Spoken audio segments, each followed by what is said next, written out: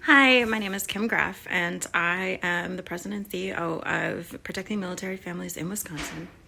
And in 2018, I introduced a bill that was supposed to protect families from going long times without seeing each other during a deployment. So it's called the Deployed Parent Custody and Visitation Act. So far, it's done well. It went mostly all the way through last year during that session, but was killed by COVID. This year it's being reintroduced, and I'm just asking people to really take a good look at it and support it. Even if it doesn't really necessarily apply to your family, this is something that, well, to use a word that I've heard very often when describing it, is common sense. When a deployed parent is deployed, they should have the right to name someone to take over their times of placement in order to keep kind of a pattern going. And in any other circumstance, keeping the schedule the same would be in the best interest of the children. For some reason, when it comes to the military, it's not. This comes directly from personal experience. We are in the middle of a deployment, and my husband will be gone for about 7 months. And so far, there is absolutely no plan for my 6-year-old to see her brother and sister, her older brother and sister. And because of a contentious divorce, there is no communication between me and his ex-wife. So as of right now, we have gone almost 2 weeks without the kids seeing each other, and we are probably going to go the remainder of the time without it, which means grandparents, aunts, uncles, nephews, cousins, all these people are going to go without seeing these kids. And most likely the communication between the kids and their father is going to be very limited. This bill would protect the family, would protect the service member, in giving step parents or grandparents the right to have the same custody, or not custody, but to have the same placement that they had when they were with their father.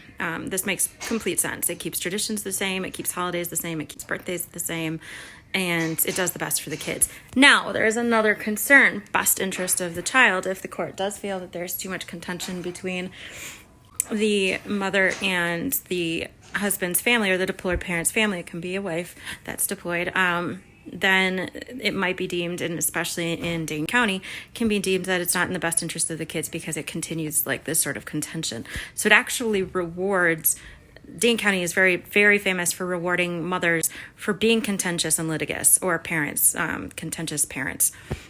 It could be a father that's contentious or high conflict. And because they create so much conflict, they're almost awarded everything they ask for in order to try and decrease the conflict. Most recently, we had a gal directly tell us that she wasn't going to award us any visitation during, or even third-party visitation during the deployment, because of the amount of hate that the other side had for me and for my family, and despite the fact that the kids wanted to see us while their father was gone. And when we asked, well, okay, how do we ensure that the kids see each other or see Bill's family? Basically what she said was, wait until they beg. So that was the gal's recommendation in Dane County.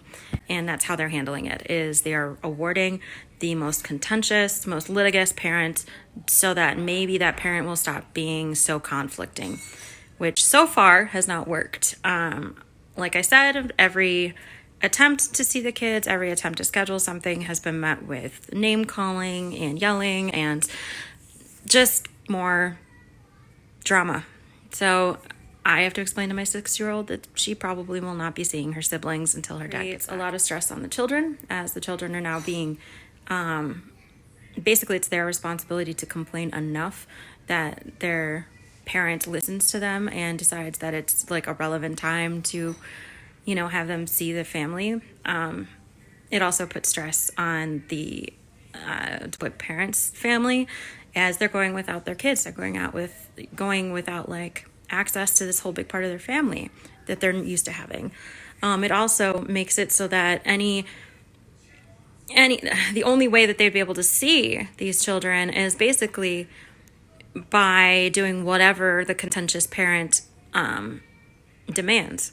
So if the parent says, you only get them for 6 hours on this day, and that doesn't work for the family, there's really no negotiation. There's no leeway to say like, well, that doesn't work. Then really the contentious parent doesn't have to offer it again. They can look at the kids and say, I tried, they didn't want you. So what I'm asking you for is to really, really stand behind this bill, to write to write your councilman, to write your assemblyman, to write your senator, and make sure that you mention that you are standing behind the Deployed Parent Custody and Visitation Act. It is now in both the Senate and the Assembly. There is twin bills that are going up. So if you just mention it by name, they should know what you're talking about, and they should definitely cast their vote for it. I don't foresee there being too many issues with it. There weren't too many issues last year aside from COVID springing up, but the support definitely helps. And even if it, like I said, does not apply to your family, it really helps the families that it does apply to. So thank you for listening.